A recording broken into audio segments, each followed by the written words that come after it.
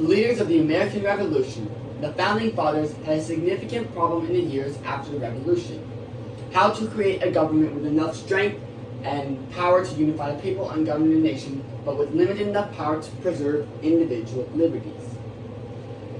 The Articles of Confederation just weren't good enough, so it was obvious that a different model was in order, one that would guard against tyranny and keep the leaders in check. The solution they devised became part of the American Constitution, a system of checks and balances. The checks and balances meant the separation of powers among three branches of government: legislative, executive, and judicial. The founders organized the power structure to prevent one branch from becoming more superior to the other and to provide, as the name suggests, checks and balances for the government.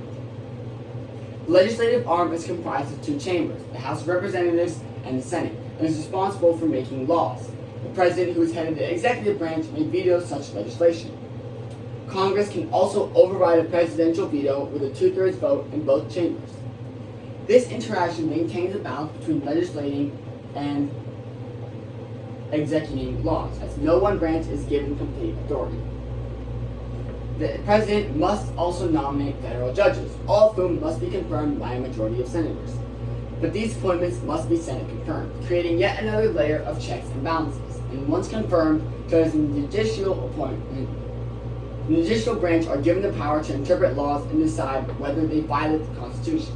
This power, called judicial review, was solidified in the 1803 landmark case Marbury v. Madison. Chief Justice John Marshall's ruling delivered the judiciary a powerful restraint on both Congress and the President, stating that, quote, "The Constitution is either a superior paramount law unlimited by other laws of operation, or is on the same level with ordinary legislative acts." Even among members of Congress, checks and balances apply. A bill needs to be passed in both the House and the Senate before it goes to the President. This system allows for proposed laws to be thoughtfully considered and debated from multiple angles. The House, which is population-based, expresses the people's will, while the Senate, which is state-based, is the protector of smaller states.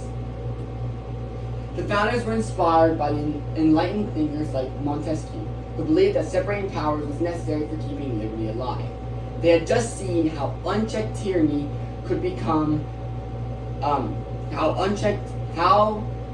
power could become unchecked tyranny under British rule. So they sought to make the rise of that impossible by separating and embedding various checks into the exercise of authority in the government. Checks and balances also lead to negotiation and compromise.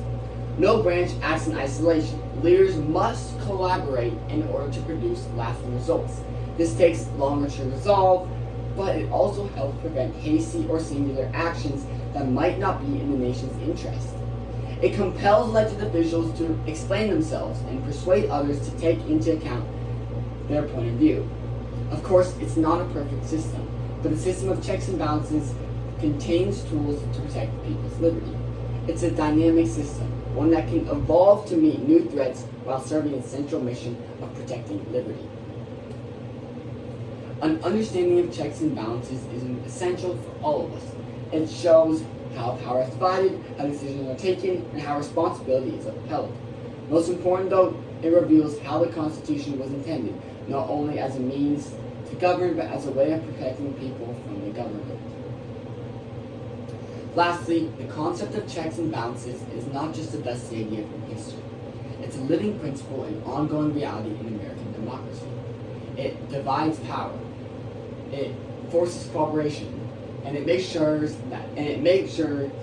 that no one individual or party is capable of controlling government. It is the unseen shield that protects freedom, promotes debate, and requires accountability for those who lead. And though it has its flaws, it is one of the most effective instruments ever devised to defend freedom. Thank you.